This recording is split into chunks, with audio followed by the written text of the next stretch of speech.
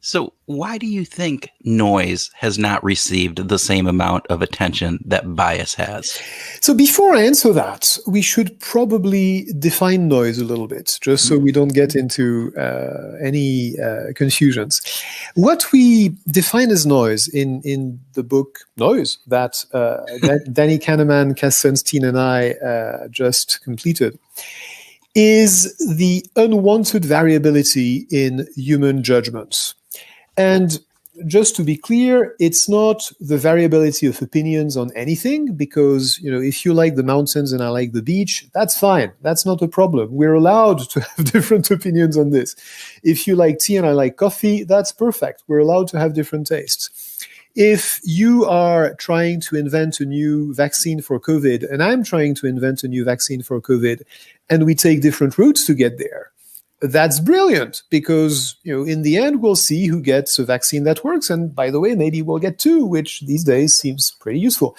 So there are many things where disagreement and variability is not unwelcome, and where in fact it is very much welcome. Where we call it noise is when the question that we're talking about is what we call a matter of judgment. So if you go to the doctor and then you go to another doctor and they give you two completely different diagnoses, one of them must be wrong. That's noise. If you forecast that next year GDP is going to grow 6% and Tim forecasts is going to be 8% and I forecast that it's going to be 10%, well, we've got three different judgments. That's noise. The difference with bias is that bias is the average error. So suppose that we forecast 6, 8, and 10% GDP growth, and it turns out to be 8%. On average, we were right. We had no bias. But two of us were very wrong, right? And if we only trusted one of us, we would have a pretty good chance of being far off.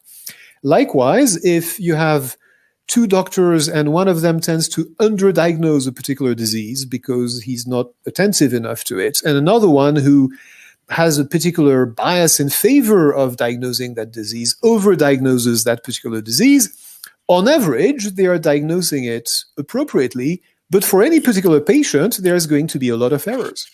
So noise is the variability in judgments that should be identical, and when the judgments are judgments that should be identical, it causes a lot of errors. That's what it is, basically.